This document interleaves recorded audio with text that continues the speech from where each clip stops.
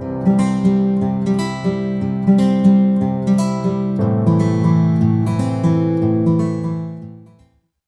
Children, मैं Sarika Ambani. Welcome to my accountancy classes. बच्चों, आज हम पढ़ेंगे प्रोसेस ऑफ अकाउंटिंग के बारे में, जो इस बुक का थर्ड चैप्टर है। बच्चों, आपने ऑनलाइन चीज़ों का ऑर्डर तो आप लोग करते ही होंगे। तो उसमें उसका क्या प्रोसेस है? उसमें सबसे पहले है गो टू वेबसाइट। वेबसाइट पर जाते हैं, अमेजोन, फ्लिपकार्ट, जिस जिस वेबसाइट से ऑर्डर करना होता है सबसे पहले उस पर जाते हैं। सेलेक्ट द प्रोडक्ट, प्रोडक्ट को सिलेक्ट करते हैं, क्या मंगाना है, ऐड टू कार्ट। फिर उस प्रोडक्ट को अपनी विश लिस्ट में यानी कार्ट में डालते हैं और सबसे आखिर में क्या करते हैं, पेमेंट करके उस चीज़ का ऑर्डर देते हैं। तो ये तो है ऑनलाइन चीज परचेजिंग का प्रोसेस। जैसे हर चीज का, हर काम का एक प्रोसेस होता है, इसी तरह अकाउंटिंग का भी क्या होता है, एक पर्टिकुलर प्रोसेस होता है। तो आज हम उस प्रोसेस के बारे में जानेंगे। चलिए जल्दी से शुरू करते हैं क्लास विद मी। तो अकाउंटिंग प्रोसेस के 5 स्टेप्स हैं। ये प्रोसेस शुरू होता है आइडेंटिफिकेशन ऑफ ट्रांजेक्शन से और खत्म होता है preparation of trial balance and financial statement से। तो क्या क्या स्टेप्स है? फर्स्ट स्टेप्स है आइडेंटिफिकेशन ऑफ ट्रांजेक्शंस, सेकंड है प्रिपरेशन ऑफ वाउचर्स, थर्ड है recording in books of original entry, fourth step है posting in ledger and last में फिफ्थ स्टेप क्या है, preparation of trial balance and financial statement. यानी सबसे पहले क्या करना होता है, ट्रांजेक्शन्स को आइडेंटिफाई करना होता है कि कौन से ट्रांजेक्शन्स को बुक्स में रिकॉर्ड किया जाएगा, किसको नहीं रिकॉर्ड किया जाएगा। इसके बाद हर ट्रांजेक्शन के लिए एक अलग से वाउचर प्रिपेयर करते हैं। इसके बाद इन वाउचर्स के बेस पे बुक्स ऑफ ओरिजिनल एंट्री में रिकॉर्डिंग की जाती है। इसके बाद लेजर में पोस्टिंग की जाती है ट्रांजेक्शन्स की, और लास्ट में क्या किया जाता है, ट्रायल बैलेंस और फाइनेंशियल स्टेटमेंट बना के एनालिसिस किया जाता है। अकाउंटिंग प्रोसेस का फर्स्ट स्टेप है आइडेंटिफिकेशन ऑफ ट्रांजेक्शंस, यानी कि लेन देनों की पहचान करना। किस ट्रांजेक्शन को बुक में रिकॉर्ड करना है, किस ट्रांजेक्शन को बुक में रिकॉर्ड नहीं करना है, इस चीज को आइडेंटिफाई करना। तो इसके लिए मेन चीज क्या है कि ऐसे ट्रांजेक्शन अकाउंटिंग में उन्हीं ट्रांजेक्शन को बुक्स में रिकॉर्ड किया जाता है जो कि फाइनेंशियल नेचर के, फाइनेंशियल नेचर के ट्रांजेक्शन मतलब जिन्हें मनी में मेजर किया जा सके। ऐसे ट्रांजेक्शन जिन्हें मनी में मेजर नहीं किया जा सकता, उनको बुक्स में रिकॉर्ड नहीं किया जाता है। दूसरी जरूरी चीज क्या है कि ये ट्रांजेक्शन क्या होनी चाहिए, किसी रिटर्न डॉक्यूमेंट से वेरीफाई होनी चाहिए, है ना। किसी लिखित डॉक्यूमेंट द्वारा, लिखित प्रलेख द्वारा ये ट्रांजेक्शन क्या होने चाहिए, प्रमाणित होनी चाहिए। मतलब हर ट्रांजेक्शन का कोई रिटर्न प्रूफ होना चाहिए, रिटर्न डॉक्यूमेंट होना चाहिए। ये रिटर्न प्रूफ क्या हो सकता है, जैसे cash memo, pay slip, purchase invoice, cash book, passbook, sales invoice, etcetera etcetera. ये क्या है, रिटर्न डॉक्यूमेंट है जो कि ट्रांजेक्शन को क्या करते हैं, वेरीफाई करते हैं। तो documents which proves the transaction are called source document. माना जिस जिस रिटर्न डॉक्यूमेंट से ट्रांजेक्शन का प्रूफ मिलता है, वेरीफाई होते हैं ये ट्रांजेक्शन, वो ये डॉक्यूमेंट क्या कहलाते हैं, सोर्स डॉक्यूमेंट, यानी कि मूल प्रलेख कहलाते हैं। तो ये सब क्या है, सोर्स डॉक्यूमेंट के ही एग्जाम्पल्स हैं। अकाउंटिंग प्रोसेस का सेकंड स्टेप है प्रिपरेशन ऑफ वाउचर्स। वाउचर्स तैयार करना, हिंदी में इन्हें बोलते हैं प्रमाणक, प्रमाणक तैयार करना। तो a separate voucher for each transaction, हर व्यवसायिक लेन देन के लिए एक अलग से वाउचर बनाया जाता है। Voucher clears that which account is debited and which is credit. ये वाउचर क्लियर करता है, ये स्पष्ट करता है कि किस अकाउंट को डेबिट किया जाएगा और किस अकाउंट को क्रेडिट किया जाएगा। All firms print their own voucher book, सारी फर्में, सभी बिजनेसेस जो है अपनी वाउचर बुक अलग से प्रिंट करवाती हैं। Source documents are enclosed with voucher, हर ट्रांजेक्शन के लिए एक वाउचर तैयार किया जाता है और उस वाउचर के साथ क्या लगाया जाता है, उसके सोर्स डॉक्यूमेंट को यानी मूल प्रलेख को संलग्न किया जाता है। कौन से थे मूल प्रलेख, सोर्स डॉक्यूमेंट, कैश स्लिप थी, sorry pay slip, cash slip, purchase invoice, sales invoice, cash book, passbook. यानी कि जिस मूल प्रलेख से, जिस सोर्स डॉक्यूमेंट से वो ट्रांजेक्शन प्रूव हो रहा हो, वेरीफाई हो रहा हो, इसको किसके साथ लगाया जाता है, उससे कंसर्निंग वाउचर के साथ एनक्लोज कर दिया जाता है। अच्छा, sometimes voucher itself is source document. कई बार जो है वाउचर खुद भी किसका काम करता है, सोर्स डॉक्यूमेंट का काम करता है। किस कंडीशन में, पेटी एक्सपेंसेस की कंडीशन में। जब छोटे छोटे खर्चे होते हैं तो वाउचर के साथ सारे जो सोर्स डॉक्यूमेंट लगाना पॉसिबल नहीं होता, उन सारे खर्चों को क्या कर दिया जाता है, एक साथ अमाउंट, उसकी एक साथ अमाउंट उस वाउचर में लिख दी जाती है, और ये वाउचर खुद ही किसका काम करता है, सोर्स डॉक्यूमेंट का काम करता है। जैसे 20 रुपए की पेंसिल खरीदी, 10 रुपए का स्केच कलर खरीदा, या कुछ भी छोटा मोटा सामान, 100 रुपए के कॉपीज खरीदी, पेपर खरीदी, तो इनकी अलग अलग बिल में लगाकर क्या कर दिया जाता है, एक स्टेशनरी की अमाउंट, पूरी अमाउंट कैलकुलेट करके, और उस वाउचर में क्या कर दिया जाता है, स्टेशनरी अकाउंट को डेबिट करके लिख दिया जाता है। तो वो वाउचर खुद ही किसका काम करता है, सोर्स डॉक्यूमेंट का काम करता है। अच्छा, at last all vouchers are filed date wise and serial wise. आखिर में क्या किया जाता है, इस प्रोसेस के अंदर लास्ट में सारे वाउचर्स को क्या कर दिया जाता है, डेट वाइज और उन पर लगे हुए सीरियल वाइज की फाइल में फाइल कर दिया जाता है। अच्छा, ये सोर्स डॉक्यूमेंट क्यों जरूरी होते हैं, ताकि कोई आउटसाइडर जो है, मतलब जो जिसने अकाउंट्स बुक्स तैयार करी हैं, उसके अलावा अगर कोई दूसरा उसको चेक करना चाहे कि हाँ भाई ये ट्रांजैक्शन एक्चुअली हुआ है या नहीं भी हुआ है। जैसे अकाउंटेंट मान लीजिए बुक्स लिखता है, उसने लिखा है कि 100 मतलब 10,000 रुपए इस चीज पे खर्च हुए, तो जब ओनर या मैनेजर उस बुक्स को चेक करेगा या सीए चेक करेगा, तो कुछ प्रूफ होना चाहिए कि हाँ भाई ये 10,000 रुपए इस चीज पे खर्च हुए हैं। तो वो प्रूफ किससे होगा, उससे रिलेटेड अगर बिल होगा, कोई रसीद होगी, तो ये बिल और रसीद क्या कहलाते हैं, सोर्स डॉक्यूमेंट कहलाते हैं। जैसे हम बाजार से कोई चीज खरीद के आते हैं, तो उस चीज का बिल लेके आते हैं, तो वो बिल उस ट्रांजेक्शन का, यानी हमने वो चीज परचेज करी है, क्या होता है, उस ट्रांजेक्शन का प्रूफ होता है। इसी तरह सोर्स डॉक्यूमेंट जो होते हैं वो ट्रांजेक्शन को क्या करते हैं, वेरीफाई करते हैं। प्रोसेस ऑफ अकाउंटिंग का थर्ड स्टेप है recording in books of original entry, यानी कि प्रारंभिक प्रविष्टि की बुक्स में लेखाकरण। अच्छा, तो ये और बुक्स ऑफ ओरिजिनल एंट्रीज कौन सी होती हैं, where transactions are recorded initially on the basis of source document, है ना, ऐसी बुक्स जिनमें ट्रांजेक्शन्स को सोर्स डॉक्यूमेंट के बेस पर सबसे पहले क्या कर किया जाता है, रिकॉर्ड कर लिया जाता है, दर्ज कर लिया जाता है। तो ऐसी बुक्स क्या कहलाती है, बुक्स ऑफ ओरिजिनल एंट्री कहलाती है। अच्छा, बुक्स ऑफ ओरिजिनल एंट्री कौन सी है, जर्नल ही वो बुक ऑफ ओरिजिनल एंट्री है जिसमें ट्रांजेक्शन्स को कैसे रिकॉर्ड किया जाता है, क्रोनोलॉजिकल ऑर्डर में, यानी डेट वाइज कैसे रिकॉर्ड किया जाता है, as per rule of double entry system, यानी दोहरा लेखा प्रणाली के नियमों के अनुसार ट्रांजैक्शन होते ही जैसे ही लेन देन हुआ उसको किस में दर्ज किया कर जाता है, जर्नल में दर्ज किया कर लिया जाता है, रिकॉर्ड कर लिया जाता है। कैसे, क्रोनोलॉजिकल डेट वाइज। जर्नल क्या होती है, जर्नल एक तरह से डायरी है। जैसे कई लोगों में आदत होती है डायरी लिखने की, उसमें वो डायरी में रोज की चीजें लिख देते हैं कि आज ये हुआ, यहाँ पैसे। जैसे मेरी एक आदत है, मैं डायरी में और कुछ ना लिखूं, लेकिन ये जरूर लिखती हूँ कि यहाँ मैंने इस चीज पर इतना पैसा खर्च कर दिया। तो ये जर्नल भी क्या है, एक तरह से बिजनेस की डायरी है ना, डे टू डे, जिसमें ट्रांजेक्शन होते ही रिकॉर्ड कर दिया जाता है।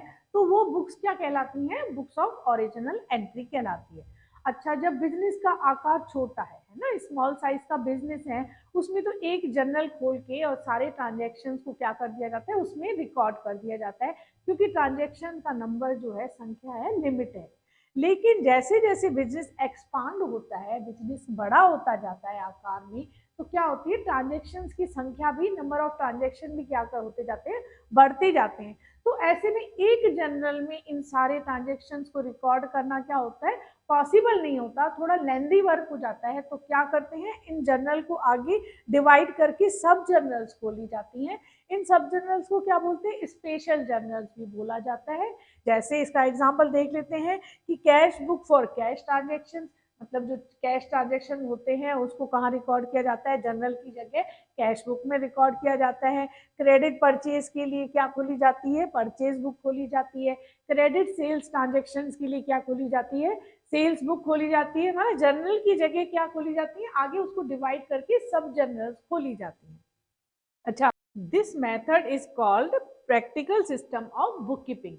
ये मेथड जो है वो क्या कहलाता है, practical system of book keeping कहलाता है। कौन सा मेथड, मतलब जिस मेथड में ट्रांजेक्शन्स को जनरल की जगह सब जनरल में रिकॉर्ड किया जाता है। मतलब जनरल की जगह क्या खोली जाती है, जनरल को आगे डिवाइड करके सब जर्नल या स्पेशल जर्नल खोली जाती हैं। तो इस मेथड को क्या बोला जाता है, practical system of book keeping भी बोला जाता है। अच्छा, इन सब जनरल बुक को यानी स्पेशल जनरल बुक को और क्या नाम बोलते हैं, सब्सिडरी बुक्स भी बोला जाता है, यानी सहायक पुस्तकें बोला जाता है। सहायक पुस्तकें कैसे, क्यों बोला जाता है, क्योंकि they help to prepare ledger, यानी इन बुक्स के बेस पे ही आगे चल के क्या प्रिपेयर होती है, लेजर में पोस्टिंग होती है। तो इन बुक्स को क्या बोला जाता है, सब्सिडरी बुक्स बोला जाता है। कौन सी सब्सिडरी बुक्स है, cash book, purchase book, sales book, ये एक्सेट्रा एक्सेट्रा आगे और आएंगी, 7-8 बुक्स होती है, purchase return, sales return book. तो इन सबको क्या बोला जाता है, सब्सिडरी बुक्स बोला जाता है। क्यों, क्योंकि ये लेजर में पोस्टिंग में क्या होती है, हेल्पफुल होती है, लेजर प्रिपेयर करने में ये बुक्स सहायक होती है। प्रोसेस ऑफ अकाउंटिंग का फोर्थ स्टेप है पोस्टिंग इन लेजर, यानी हिंदी में जिसे बोला जाता है खाता बही में खतौनी करना। तो लेजर जो है वो क्या कहलाती है, प्रिंसिपल बुक कहलाती है। इस स्टेप में क्या किया जाता है, transfer all entries from journal and subsidiary books to ledger. Journal और जो सब्सिडरी बुक्स हैं, सहायक पुस्तकें हैं, सब जनरल्स हैं, कौन कौन सी थी, cash book, purchase book, etcetera etcetera, इसमें से एंट्रीज को कहाँ ट्रांसफर किया जाता है, लेजर में ट्रांसफर कर दिया जाता है। इसके लिए क्या किया जाता है, all transactions are classified and written to their related accounts. सारे ट्रांजेक्शन को, सारे बिजनेस लेन देनों को क्लासिफाई किया जाता है और उन्हें कहाँ लिखा जाता है, उनसे रिलेटेड, उनसे संबंधित खातों में लिखा जाता है। तो अकाउंट क्या है, पहले हम समझ लेते हैं। जैसे पहले लेक्चर में, पिछले लेक्चर में भी हमने देखा था अकाउंट क्या है। Account is a place where similar type of transactions are recorded. Account वो जगह है जहां एक ही जैसे सिमिलर टाइप, एक नेचर के ट्रांजेक्शन्स को क्या किया जाता है, रिकॉर्ड किया जाता है। जैसे राम से संबंधित ट्रांजेक्शन्स को कहाँ लिखा जाएगा, राम अकाउंट में लिखा जाएगा। श्याम से रिलेटेड ट्रांजेक्शन्स को कहाँ लिखा जाएगा, श्याम के अकाउंट में लिखा जाएगा।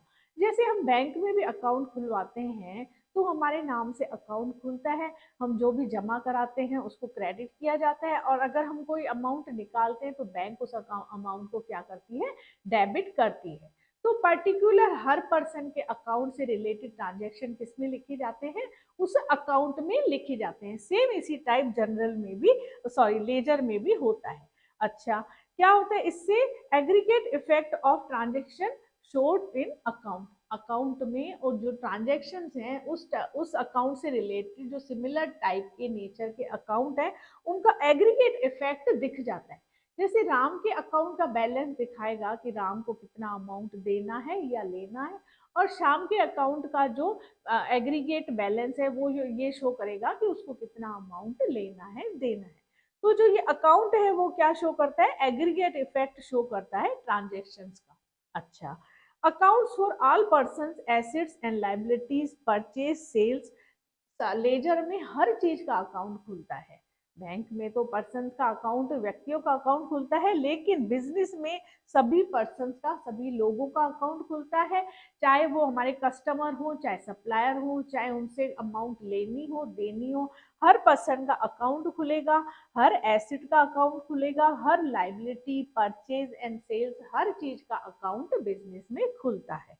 अच्छा, also expenses and incomes of general in different titles. मतलब जनरल में दिखाए गए जो एक्सपेंसेस हैं, खर्चे या इनकम्स हैं, आय जो है, उनका भी क्या खुलता है, अकाउंट खुलता है। विभिन्न शीर्षकों में उन्हें क्लासिफाई करके उसका भी अकाउंट खोला जाता है, जैसे salary account, wages account, rent account, discount account, etcetera etcetera. कहने का मतलब है लेजर में हर चीज का अकाउंट खोल के उससे रिलेटेड जो ट्रांजेक्शन्स हैं उनको उस अकाउंट में ट्रांसफर किया जाता है। प्रोसेस ऑफ अकाउंटिंग का फिफ्थ एंड लास्ट स्टेप है preparation of trial balance and financial statement. Trial balance को हिंदी में बोला जाता है तलपट, और फाइनेंशियल स्टेटमेंट मतलब वित्तीय विवरण। तो सबसे आखिर में क्या तैयार किए जाते हैं, ट्रायल बैलेंस और फाइनेंशियल स्टेटमेंट तैयार किए जाते हैं। इस स्टेप के अंतर्गत इस प्रोसेस में क्या किया जाता है, फाइंड आउट अकाउंट बैलेंसेस, मतलब लेजर में जितने भी अकाउंट्स पोस्टिंग की गई है उन सारे अकाउंट्स का क्या निकाला जाता है, बैलेंस निकाला जाता है। और इन बैलेंस के बेस पे क्या तैयार किया जाता है, trial balance prepare, trial balance तैयार किया जाता है। अच्छा, ट्रायल बैलेंस क्या है, ट्रायल बैलेंस एक्चुअली है a statement showing the balances of all accounts. क्या है ट्रायल बैलेंस, एक स्टेटमेंट है जो क्या शो करता है, सारे अकाउंट्स, लेजर में जितने भी अकाउंट्स की पोस्टिंग हुई है उन सारे अकाउंट्स का बैलेंस शो करता है। अच्छा, ये डेबिट या क्रेडिट हो सकता है, सारे इन अकाउंट्स का क्या हो सकता है, बैलेंस या तो डेबिट होगा या क्रेडिट होगा, with a view to verify the arithmetical accuracy of posting ledger account। Trial balance क्यों तैयार किया जाता है कि लेजर जो लेजर में अकाउंट्स की पोस्टिंग हुई है वो अर्थमेटिकली एक्यूरेट है या नहीं है, उसकी गणितीय शुद्धता की जांच करने के लिए ये ट्रायल बैलेंस तैयार किया जाता है।